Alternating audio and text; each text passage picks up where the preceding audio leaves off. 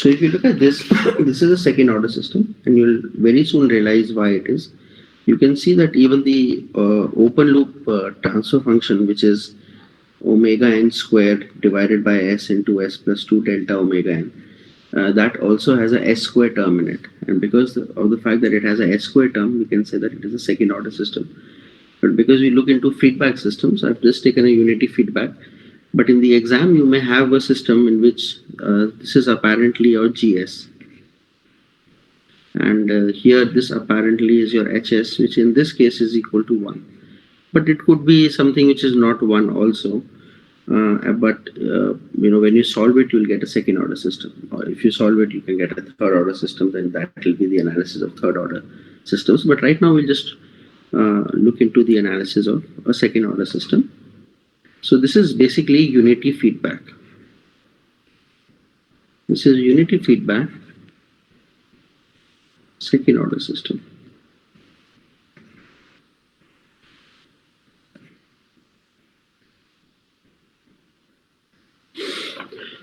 So if you look at the overall transfer function,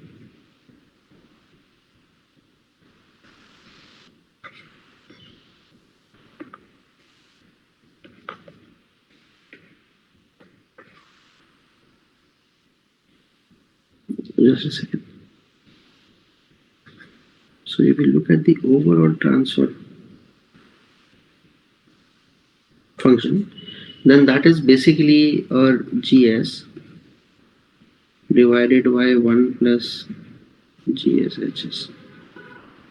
Let me just see if there is somebody who wants to be admitted. Okay, no. Okay. So this is basically what the overall transfer function looks like. So in our case, sorry.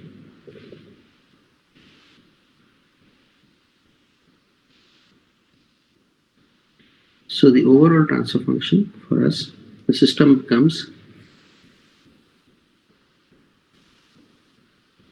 so this will be G over 1 plus G.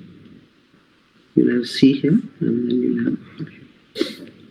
So this term comes up to be, if you solve it, it comes out to be omega n square over s square 2 delta omega n s plus omega n square.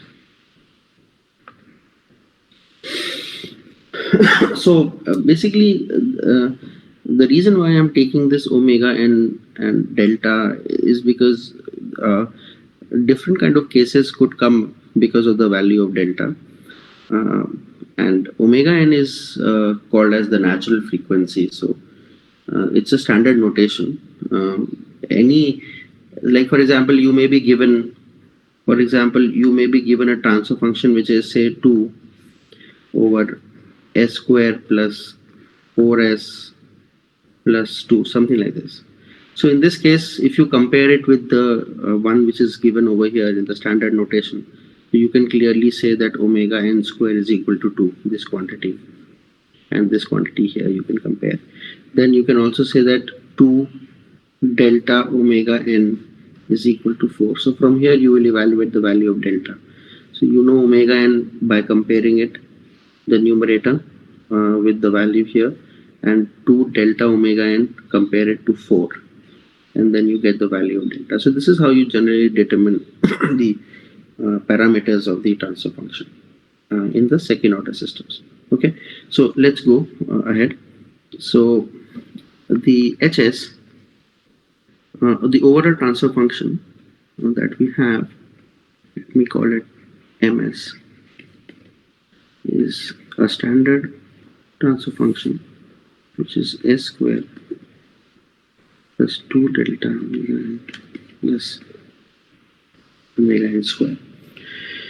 Now, if a transfer function is given to you in your numerator over denominator form, then there is something called as a characteristic equation, which is going to come into our analysis more often in the next unit. But there is something called as characteristic equation, which is given as 1 plus GH is equal to 0. And in our case, it happens to be the denominator, or sometimes you can just say it is denominator equal to 0 for the if a transfer function is given to you for this. Okay, so if you look at it, the characteristic equation for us is s square plus 2 delta omega ns plus omega n square is equal to 0. So this is the characteristic equation. It's a second order quadratic equation in S. So if you solve for the roots, they come out to be 2 delta omega n plus minus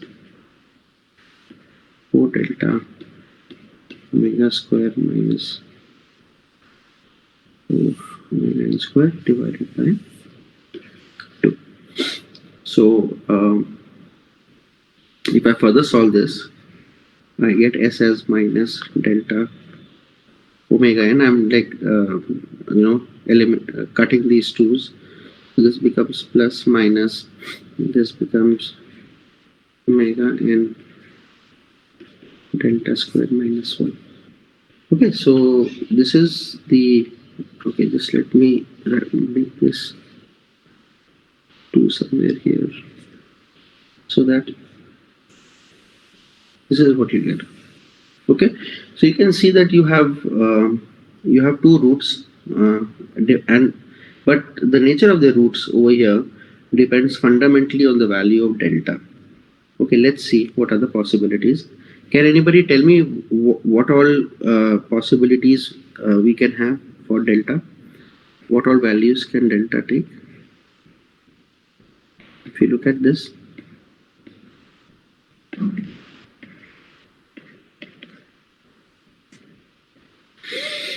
Then what are the possibilities? Number 1 is that delta is equal to 0. If delta is equal to 0, then this term goes away, the first term, and in the second term you have under the root only minus 1, which means that in this case roots are purely imaginary.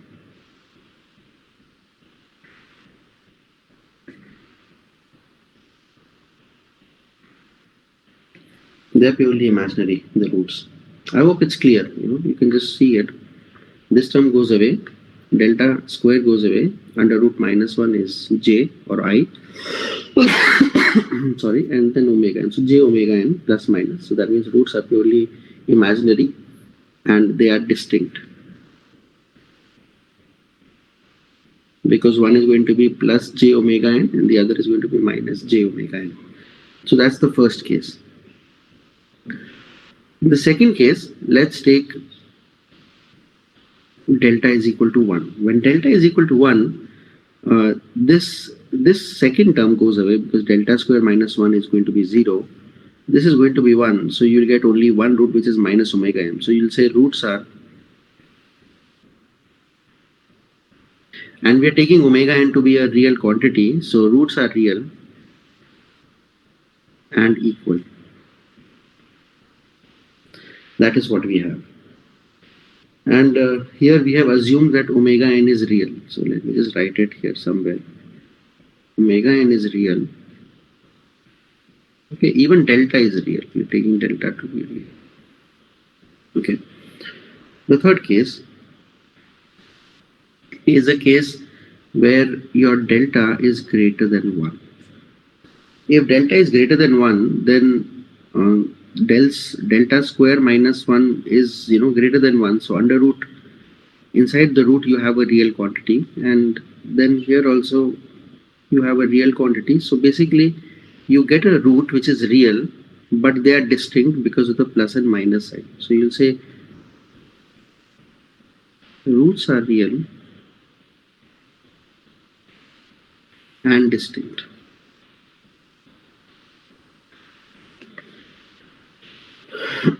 There is another possibility that can happen, and that is 0 delta 1. Okay, so in this case what will happen is that delta square is going to be less than 1. So this term inside is going to be a imaginary number, but it is not going to be either a purely imaginary number because there is a delta here and there is omega n, but you have a complex number, and there are going to be two distinct complex numbers which are going to be each other's conjugate. So the roots are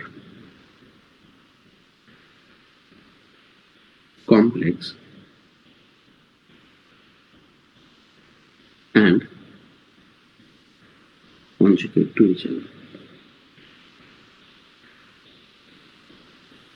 Or one can also say they are distinct because there are two different roots. So you'll get a root which is some x plus jy, and second is going to be x minus cy. So they are complex conjugates, they are also distinct. This is what you're going to get. So now you can see that for a system which is defined in second order, there are four possibilities. 1, possibility 2, possibility 3, and possibility 4. So that means that when we are going to put this system to test, that means whether we apply the input to be a unit step, or we apply it to be a unit ramp, or we apply it to be a unit impulse, we have to consider all these possibilities when we look at the time domain output or the time domain behavior of the output. So we'll take them one by one and we'll see what kind of a output we get. Sir यहाँ पे delta एक variable ही है ना, it's not unit impulse. I'm sorry, delta is a variable. Yeah, delta is a variable, and delta could also be negative. But then if delta is negative, the cases still remain the same because you'll take it to be -1 लेने पे बहुत ज़्यादा कोई फर्क नहीं आ रहा. You'll get the same kind of cases only. So, but for simplicity, we are taking delta to be positive, but you can also develop the analysis for delta to be negative. And omega n is an oscillating frequency or natural frequency, so that is fundamentally positive, and we don't really worry about the sign. In fact, we don't even really worry about the sign of the delta because you may have it to be negative, but it doesn't really change the cases. You still get 4 cases, but just the range is going to be different. So yeah, they are variables. And like for example, if you look at this problem over here, I mean, for this particular case, delta is some value, omega n is some value. So basically, omega n and delta are variables. I can give you a function which is 2 over s square plus 2. Now in this case, it is clear that your omega n square is 2, but your delta is 0 because that s term is not there. So this happens to be a second order system with delta equal to 0. So this is one of the cases. In this case, if you look at it, then omega n is going to be under root 2. So if you put it over here, you get 2 under root 2, delta is equal to 4. So delta is equal to 2 by root 2. So this value will be greater than 1, right? So if it is greater than 1, that means it comes in this case, in the third case, this one. So depending upon the value of delta, we will look into solutions, and you see that you have to consider all these 4 cases when you put the system to test using a test inputs. So the first case that we are going to study is we are going to look into unit step response. Step input is the most common input which is used because it's relatively easy to generate in the laboratory, and it's also very easy to it's comparatively easy to analyze. I mean, people may say that delta an easier function mathematically to analyze an impulse because you have a delta t, and then delta t is Laplace transform is s. But then delta t is not very easy to generate in laboratory. So how will you compare the mathematical results that you have obtained and the experimental results? So the best thing to do is go one step further in the analysis complexity and take up a unit step, and it's not even that difficult. I mean, and then delta can also be generated very easily in the laboratory, much easier compared to an impulse. So generally, the favorite way to test any system is just put a unit step function as the input and see the response. So basically, we're looking at a problem now like this. We are looking at the problem that we have a system, this 2 delta omega ns plus omega n square. And on the input, we have, so RT is UT and RS becomes 1 over S. Okay. So on this side, you have 1 over S. So this is basically what it is. And then we can say that C over R is omega n square over S square plus 2 delta omega ns plus omega n square. And C for us then becomes 1 upon S dot omega n square over S square plus 2 delta omega n. Okay, so now we are going to analyze this. So we have CS given to us. So this is basically your CS, and we are on a lookout for what CT will be like. And since we have seen that there are 4 cases that can emerge because of the value of delta, we are going to look into those 4 cases and see what kind of CT we get when we have a unit step response. So this is unit step response. This thing. Okay. So we look at these cases one by one. I'm sorry. Yeah. So the first case that we'll take is for delta equal to 0. So if we look at the expression, then we can say that when delta is equal to 0, your CS becomes omega n square over S into S square plus omega n square. Okay. So basically now, that partial fraction thing comes into picture. Now, can anybody tell me how we'll decompose this into partial fraction? I want you people to, solve partial fractions. I think this class should be a good practice session for partial fractions. What kind of a partial fraction expression will you get for this? Okay, let me just call somebody, because otherwise you people will not even utter a word. So,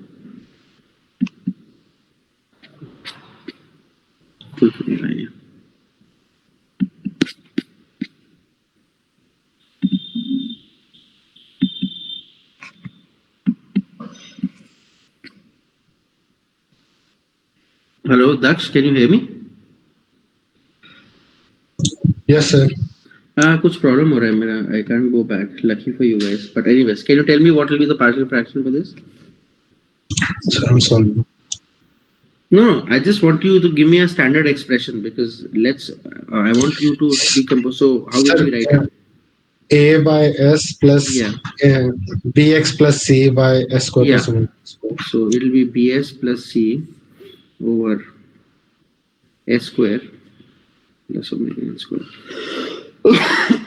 So basically this is what it is. And if you solve this, you are going to get A as 1.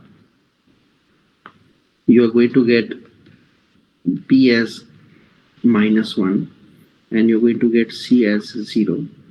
So you will get something like CS is 1 upon S minus, because C is 0, B is -1, so you get S over S square plus omega n square.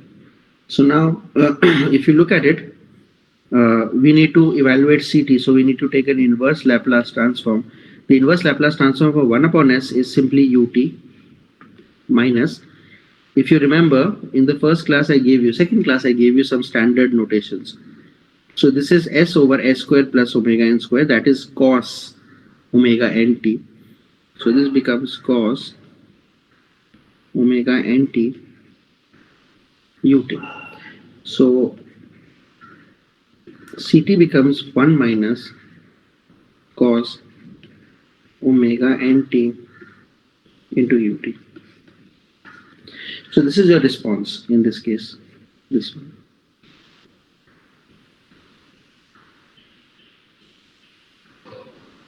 And you can see that this response, UT will only makes the function start from t equal to 0, it is 1 minus cos omega t. So that means the response is purely oscillatory. It is an oscillatory response.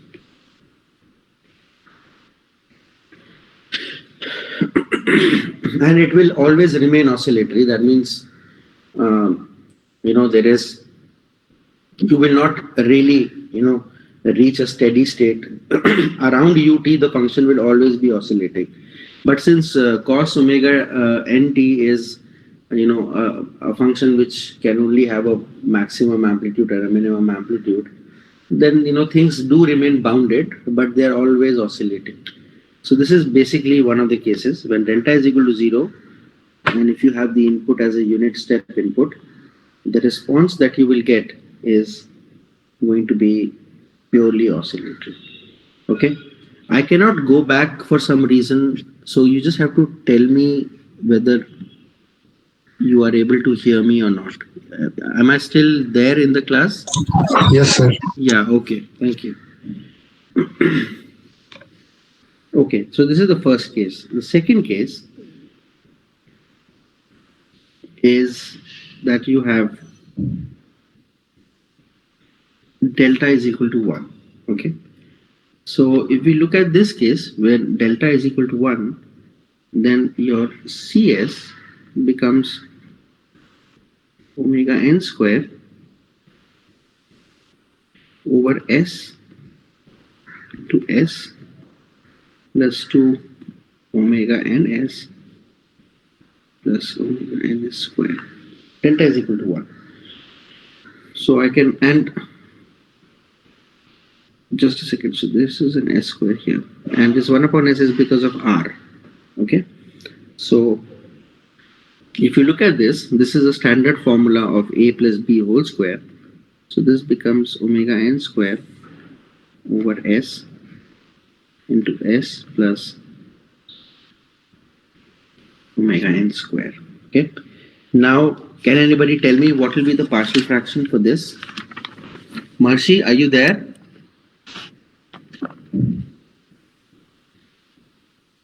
Marshi आके चला गया? Arvind, Manali? Yes, sir. बताओ. Yes, sir. Partial. Sir, A upon S. Yeah, so that will be basically A over S Plus B upon X plus omega whole square. S B plus over. S plus omega whole square. Okay, so let's just take S plus omega and then C over C upon Okay, sir. S plus omega n square. So this is going to be, yeah, thank you. You can mute. So this is going to be CS. That will be the partial fraction. And if you actually solve this, then you are going to get A as 1. You will get B as minus 1. And you will get C as minus omega n. You can check this, but take my word for it. This is what you're going to get for now. So if I put these things, so I get CS as 1 upon S. Just let me see what it is. Okay. Then minus 1 over S plus omega n minus omega n over S plus omega n whole square. Okay, right. Now I need to calculate CT. Okay, so basically I take the inverse Laplace transform for this. This quantity is simple. This gives me a UT. Okay, then comes this quantity. If you remember, this is basically 1 over S plus A. Okay, so 1 over S plus A was e to the power minus AT. So this becomes minus e to the power minus omega n t ut. Okay, then we come to this quantity. And in this quantity, you can see that there is a S plus omega n whole square. So if you remember, there is one property in Laplace transform. Let me just write it here. That property says that if ft has a Laplace transform of capital Fs, then t times ft will have a Laplace transform of minus df over ds. This is a standard property. What motivates me to look into this property is that the middle term is s plus omega n, and the power, this is like just a single to the power 1. And the other term is s plus omega n whole square, which will come when I differentiate the middle term, basically. So I am motivated to look at this thing because somehow I feel that I can write 1 over s plus omega n square in terms of a differentiation of some capital F, which happens to be this. And you can check. If you evaluate d over ds of 1 plus s omega n, then this comes out to be the denominator into dts of 1, which is 0, minus 1 into dds of the denominator, which comes out to be 1 over s plus omega n whole square. And this minus minus becomes equal to plus. So basically, you can say that I will get. So I hope you're getting this. So let me just write it. So that means that if I write minus omega n here, and I write it as t, and ft becomes equal to this quantity over here only. So this becomes e to the power minus omega nt, and you have ut. So ct can be written as ut 1 minus e to the power minus omega nt minus omega n t into e to the power minus omega nt. Okay, so now if you look at this expression, then as t becomes large, this term is going to decay out very fast depending upon omega n value. If you look at this term, then there is a t multiplied by an exponential term which is decreasing. Now t generally will increase with respect to time, and it's like a ramp function, but you have a decaying function also, which is an exponential function, and the decaying function will dominate over the ramp because generally this will drop much faster than t will increase. So ultimately at some point of time, which is not going to be too high, e to the power minus omega nt will tend to 0. So no matter how high time is, this quantity will still tend to 0. So both these quantities are going to tend to 0. So the steady state will be reached at some large time when ct will be equal to ut in this case. Okay. So that is how I analyze. I say that at large times, this function will tend to the unit step response only. On the other hand, if you look at the first case where delta was equal to 0, at large times, this function will still remain oscillatory because it will be 1 minus cos omega nt. And cos is forever periodic and forever oscillatory, so the output will also be forever oscillatory. But the only saving grace in this case is that we know the cos function to be oscillatory within a certain bound, say plus a minus a. So in this case, the maximum amplitude will be 2, and the minimum so maximum amplitude will be 2, and the minimum amplitude is going to be 0. So we know that it will remain within bounds. In this case, we know that at large times, the exponential terms will decay away, and the output will follow the input eventually. So let me just write that under steady state,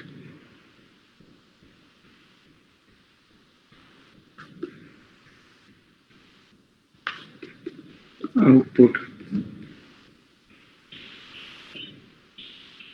will follow the input,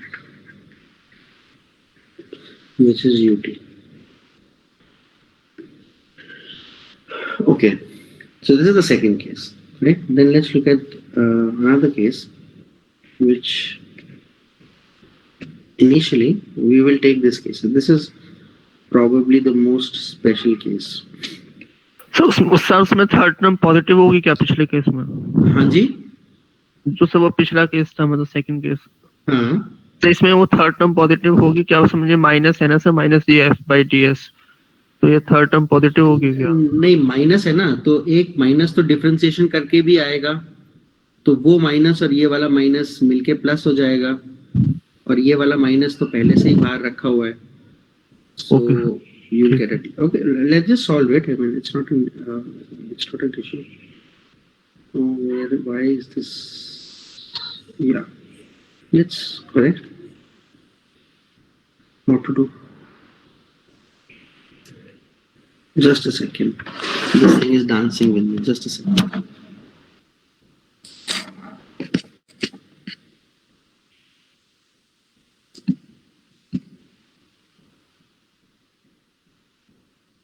Just a second.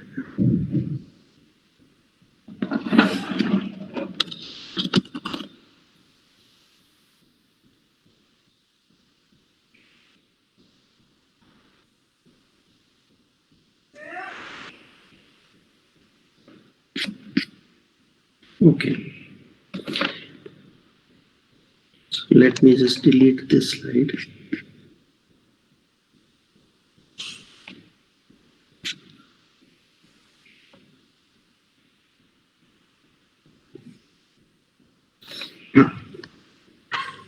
Let's मानस इससे start करते हैं, इसी से start करते हैं. So let's look at this property. So let's say that your ft is fs. Okay, then the property is that tft is going to be minus df over ds. Okay, this is the property. So now let's assume that my ft is e to the power minus at ut. Then my fs is 1 over s plus a.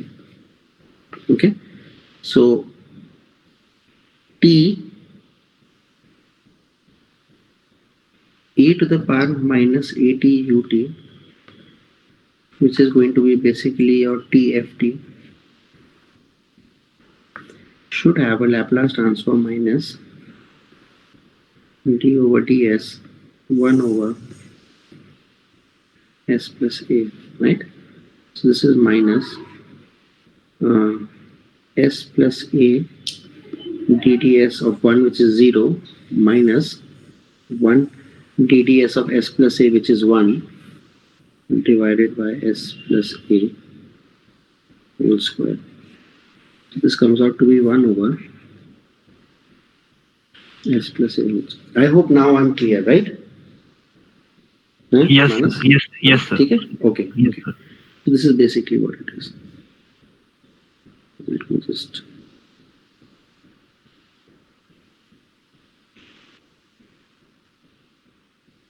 Okay, so that case is done.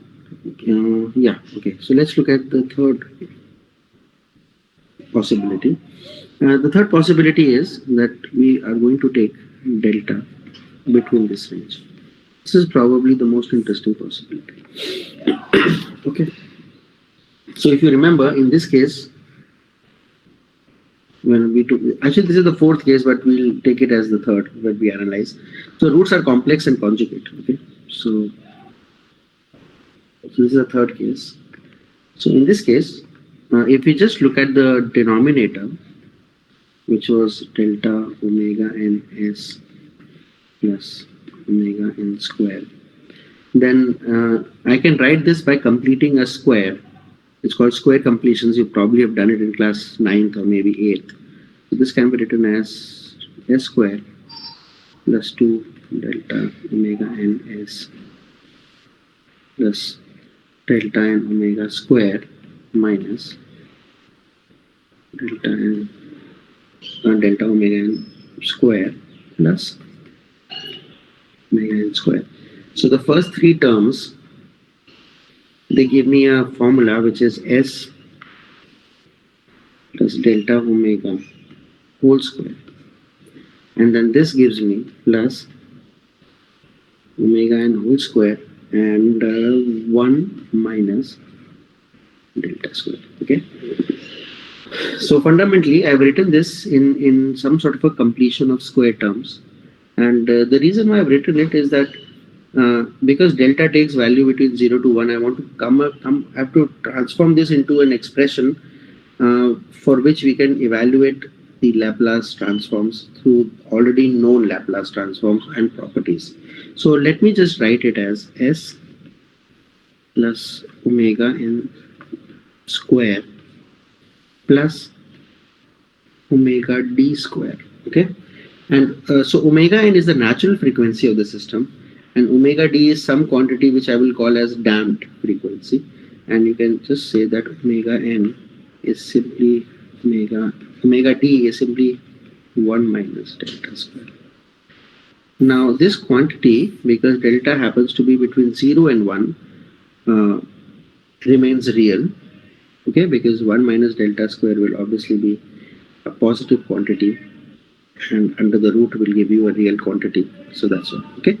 So let me just write this now in our expression. So this becomes basically omega n square s into s plus delta omega n square plus omega d square. Okay. What is going to be the partial fraction for this? It is quite similar to the first partial fraction where you had s and s square plus something. So this is going to be simply a over s plus bs plus c over s plus delta plus s plus delta omega n square plus omega d square. And if you happen to solve this, and you can take my word for it, a will come out to be 1, b will come out to be minus 1, and c will come out to be minus 2 delta omega n. These are the values that you will get. So if I write it, I can write it as Cs will be 1 over s plus, let me just, because both b and c are negative, so let me just take out the negative sign here. Let me just write it as minus. This becomes 1, so it becomes s plus 2 delta omega n divided by s plus delta n omega plus omega t square. Okay. This is your delta. Right. Sorry. So now we need to do an inverse. So but 1 upon s is okay, but somehow this is something that we do not know. But we can see that you have some shifted s square shifted by delta omega n plus some omega d square. So we know that we can apply cos and sine, but we have to manipulate this somehow. So let's do that manipulation. So Cs is 1 upon s minus s plus 2 delta omega n divided by s plus delta omega n square plus omega d square. So this is basically what it is, right? Okay. Now I can write this minus, this becomes s plus delta omega n divided by s plus delta n omega square plus omega d square minus delta omega n over s plus delta omega s plus delta omega n square plus omega d square. Okay. Now so this term becomes sorted. So I have first term, I know this. The second term also falls into some standard formula. If you remember, you have s over s square plus a square. If that's the standard Laplace transform for a cos function, and if you have s plus a divided by s plus a whole square plus some omega d square, so that is basically a shifted, that's an exponential term getting multiplied with cos. So we'll just look into, so this is standard basically, and this numerator does not have any s, but the denominator is of the similar form of form as that in the second term. So I know that this can be presented in some sort of a sign, some sort of an expression that will give me a sine function when I take the inverse Laplace transform. So let me put it in that term. So we need to have a omega d square up here. So basically what I do is that I write it as 1 upon s minus s plus delta omega n s plus delta omega n square minus delta over under root delta square minus 1 into omega n delta square minus 1 divided by s plus delta omega n square plus omega d square. Okay, now this omega n into under root delta, my battery is low, let me just get the charger. We'll take a small break for 2 minutes and I'll just be back with the charger, and we'll continue the class. Just a break for 2 minutes. Yeah.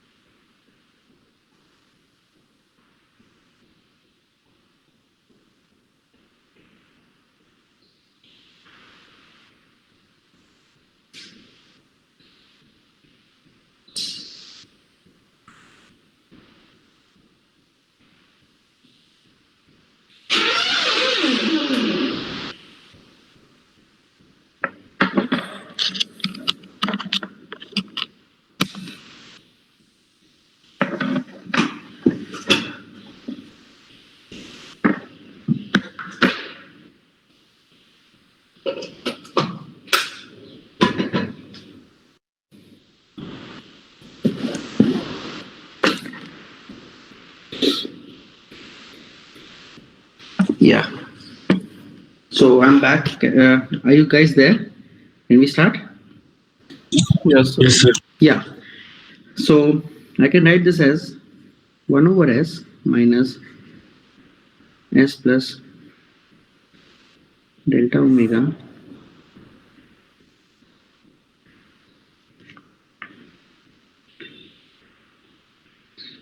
minus delta square minus 1, and this becomes your omega d basically, and you have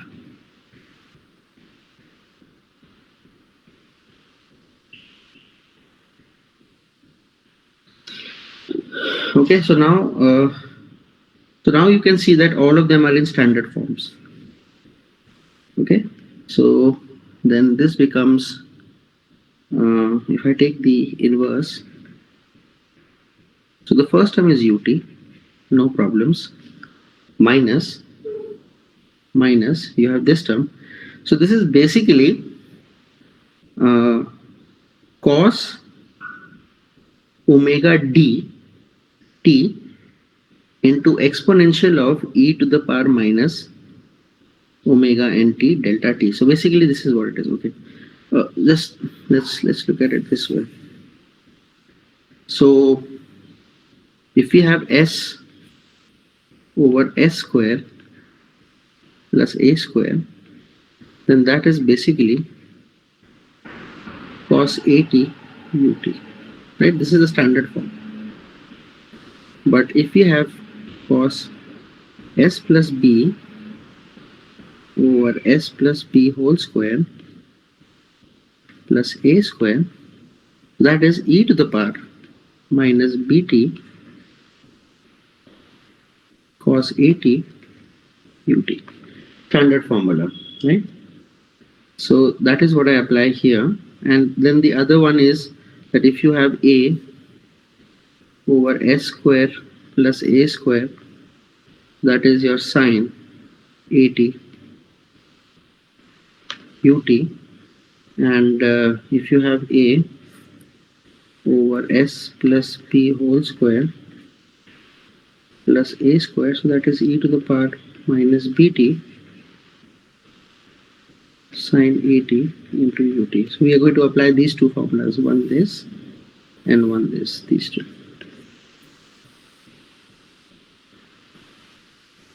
Okay, so just a second.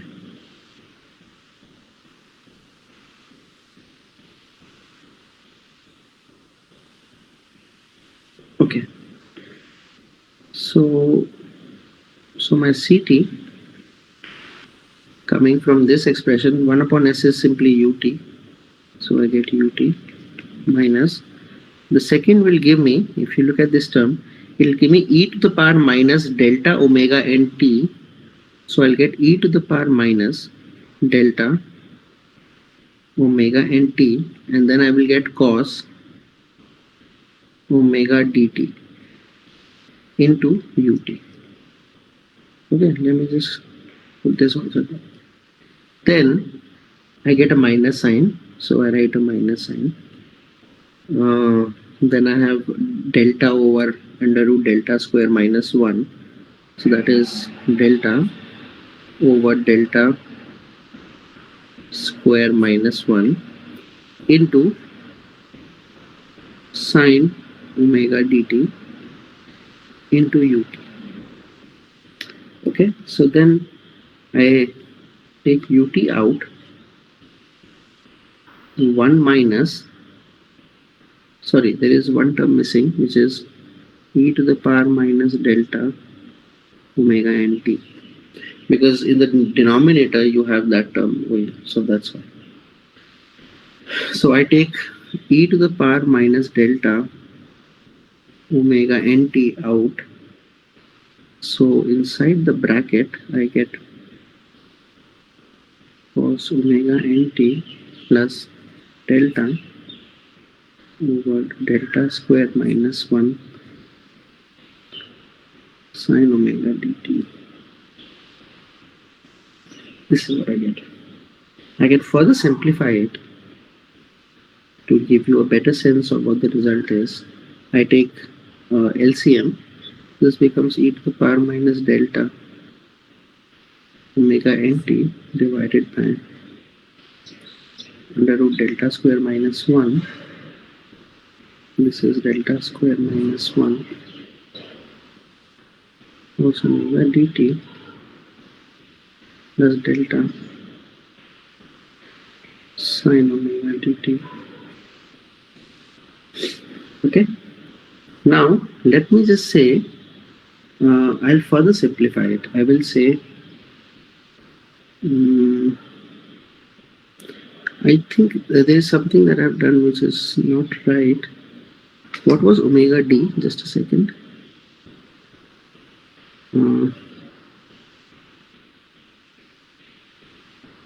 Okay, it is 1 minus delta square. Okay, let me just correct these things. So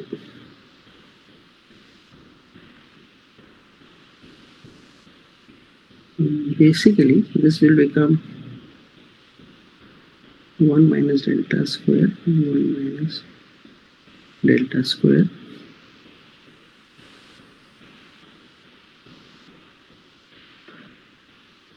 one minus delta square. Okay, and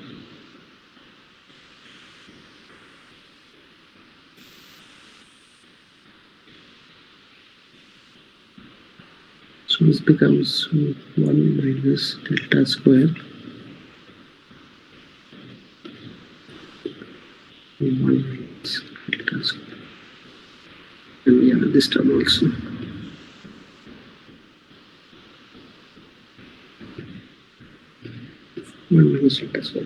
So now if I say, let 1 minus delta square be some sine phi, then delta is going to be cos phi, then I can write this as ut 1 minus e to the power minus delta omega nt 1 minus delta square into it will be sine phi plus omega t plus cos phi sine omega dt. So your Ct can be written in a compact form as ut 1 minus e to the power minus delta omega nt 1 minus delta square, and this will be sine omega dt plus phi. So this is basically the output that you will get when delta lies between 0 and 1. Now assume that this exponential term, which is e to the power minus delta omega nt, was not there, then even this response would have been an oscillatory response. And if you can just okay, so how do you find this phi? This phi is basically tan inverse. This was sine divided by cos is tan, so that will be 1 plus delta square over delta. So that is 1 minus delta square under root over delta. Right. So if you look at this expression, then if you forget about this this exponential e to the power minus delta omega in t term, if it was not there, this would have been a purely oscillating function. But because there is this term, this is basically a damped oscillatory function. So at large times, sine function will oscillate, because it's its nature to oscillate, but this exponential function is going to come quickly to 0, and your Ct will then follow your ut. So this is basically a damped oscillation. If you look at this term, then this term is a damped oscillatory term. Its amplitude will keep on decreasing. It will be, so this term that I have written over here, this term will go something like this. It will go like this. Okay, and this entire term, so this is basically the damped term. But if you look at Ct, and this is, say, your ut, which is 1, so initially it'll 1 minus something, so eventually, yeah, so let's say that it begins here, it goes up and down, and down, and then it will eventually follow this. Okay. So yeah, so this is basically a damped oscillation, and this is the output. And interesting thing is, if you put delta equal to 0, so this term goes away, e to the power minus delta omega nt becomes 1. This term becomes 1 in the denominator, 1 plus delta square. And this term becomes cos omega dt, because if you look at phi, then this is 0, this is 1, tan inverse infinity is pi by 2. So sine omega dt plus pi by 2 will give you cos omega dt, and you will land up again with this expression for delta equal to 0. So it's just a check that what you're getting is actually correct. Okay, so this is basically the response when delta lies between 0 and 1. Okay, let's look at the last case, which is now going to be when delta is greater than 1. What happens when you have a delta which is greater than 1?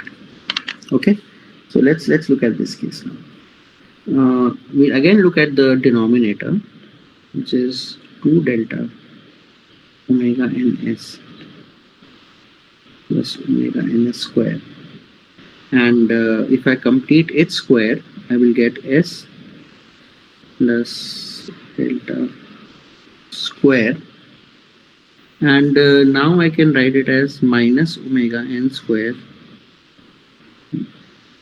delta square minus 1. In the previous case, I had written it as plus, and here it was 1 minus delta square, but because now delta is greater than 1, I write a minus here, and this becomes delta square minus.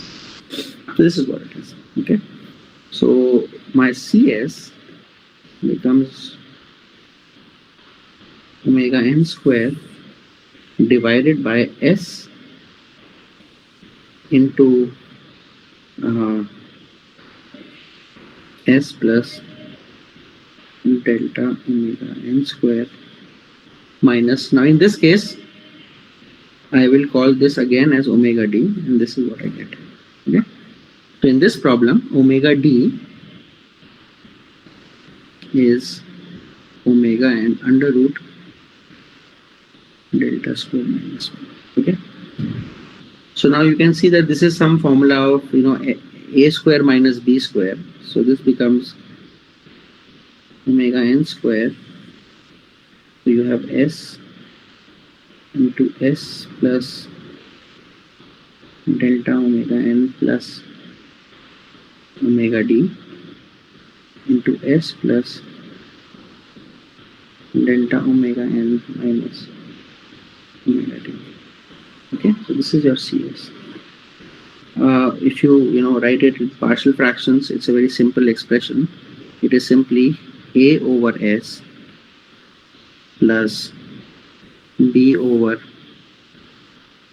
s plus delta omega n plus omega d plus c over s plus delta omega n minus omega d. Okay. If you take out the values of a, b, and c, a comes out to be 1. Okay, and b and c are some very complicated values of delta. Now I don't have the values right now, but if you can calculate it, it will be good. I'm going to take it as b and c only for now. I'm not going to write anything else in it. So if I just write cs, it will be 1 over s plus b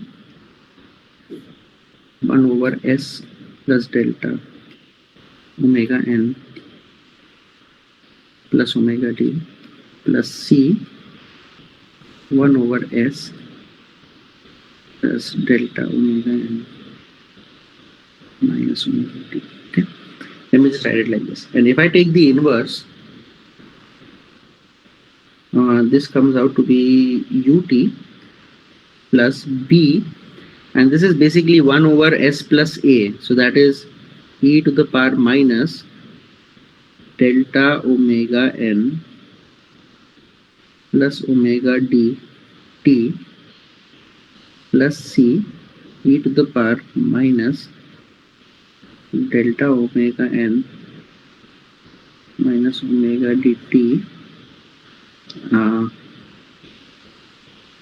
4 multiplied by 50.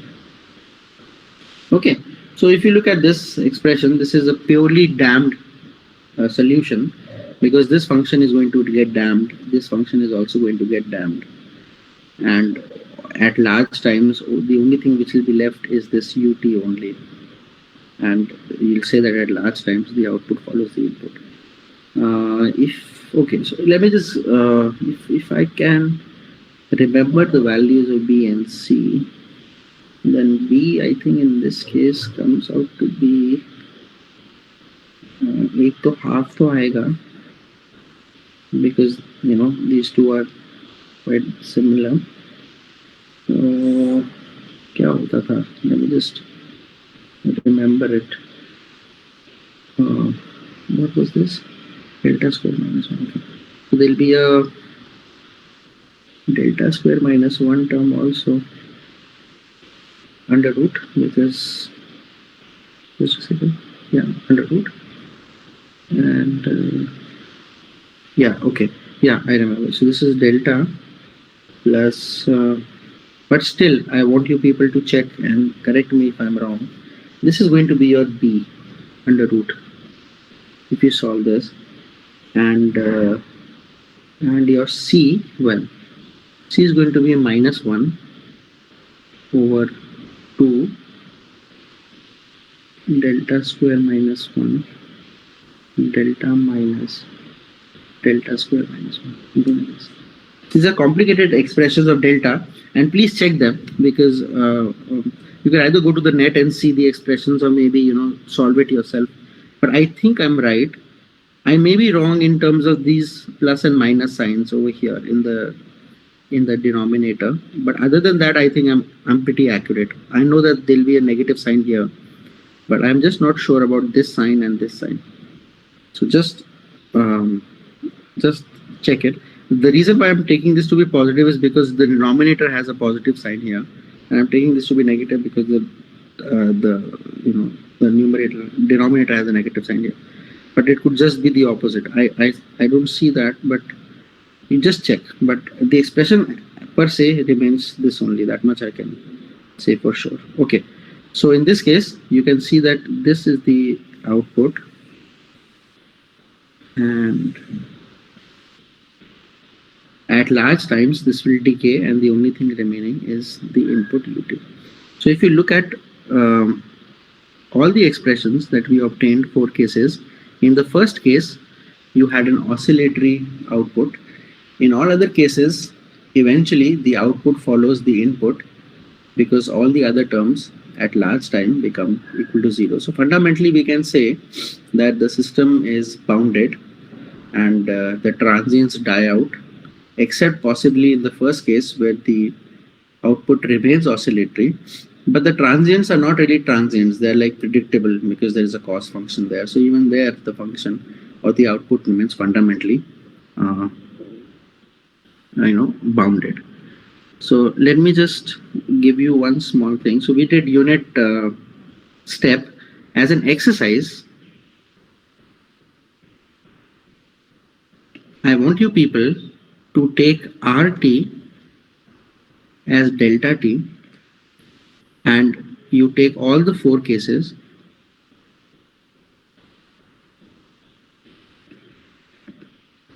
and give me CT for all.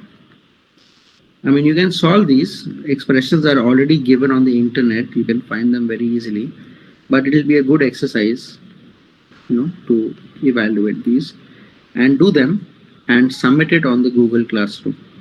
Okay, and you have only today to do it. Okay, submit on Google Classroom.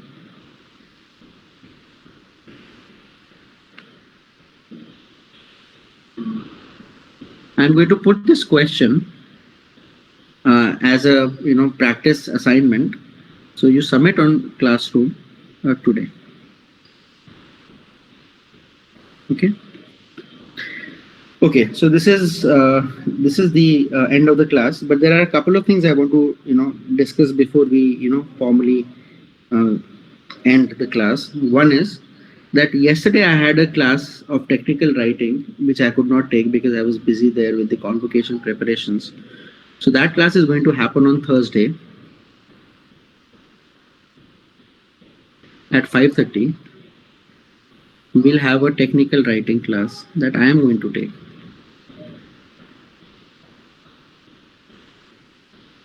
Even your computer science colleagues are going to join.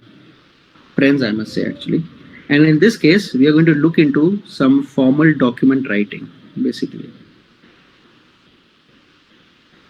We're going to look into some softwares with which we can write, technical papers and, journal papers and conference papers. So this is what I want you to do. I want you to go on the internet and download this software. It is called Lix. It's open source and it's available with all kinds of operating systems. Most of us use Windows, so Windows is there. Download it and install it. But before you install Lick, you need to install something called as a MikTeX. Okay, so first install MikTeX, then install Lix.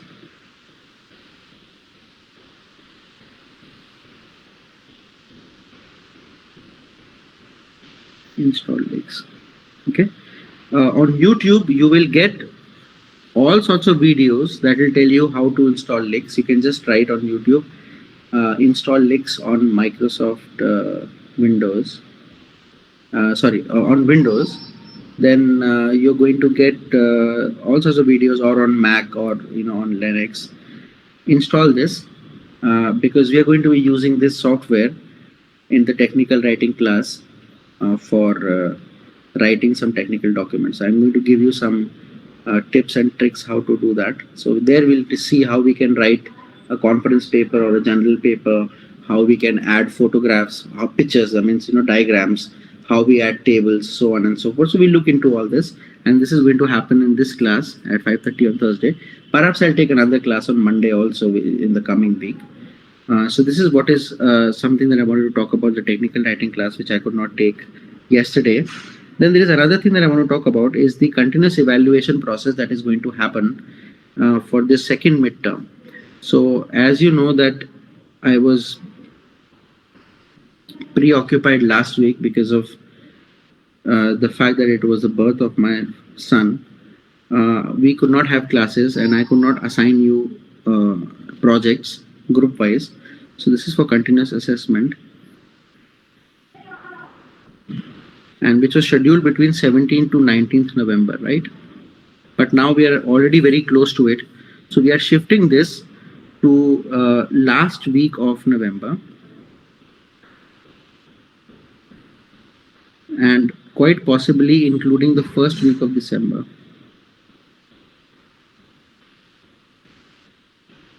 Okay, so I think maybe in a day or two, you're going to get the groups assigned, and I'll have groups of, maybe 3 to 4 people. And I will give you a problem, and you will have to, solve that problem together. You can use any source you want, and you will prepare. I'll give you an instruction what you have to do. You'll have to prepare a presentation. You have to prepare a document, and eventually you have to give a presentation on it. So basically you have to prepare slides for your work, what you did, how you did. Then you have to submit the work in form of a document, and then you have to give a presentation which will happen in the class with everybody there. So you screen share and give it. Quite possibly we can do this on Zoom, because I think Zoom is a better platform for these things.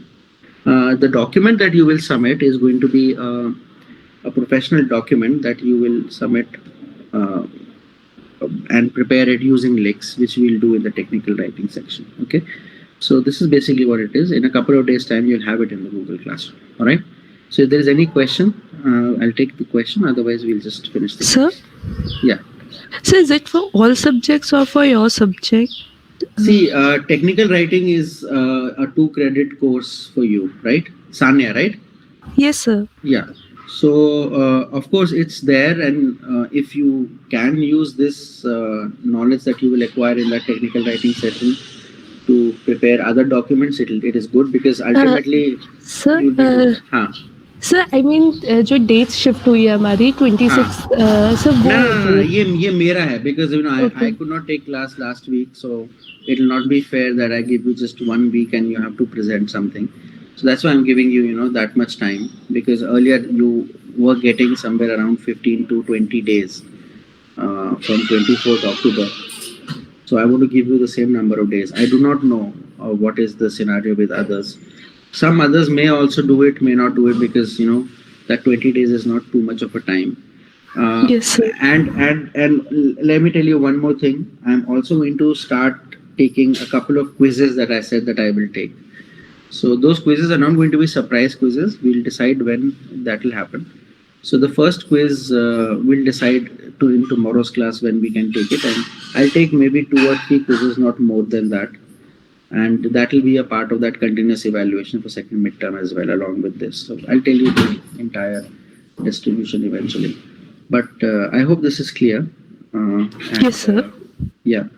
So I mean, I would definitely encourage you to use Lex to prepare your documents more professionally for every class that you do, because it allows you to write very structured English. It allows you to write formulas very easily, equations, numbered, everything. So it's always a good practice to do it. And eventually, if you stay in academics, you'll be writing papers, general and conferences. So this is going to be very helpful. You'll write your thesis. So I wrote my thesis using Lex for my PhD and my master's. So it's good. So we'll do that. Maybe I'll take a couple of classes for technical writing, and it's a good thing to know. All right. Okay. See you. Good day, and I'll see you tomorrow again at 9. All right. Bye.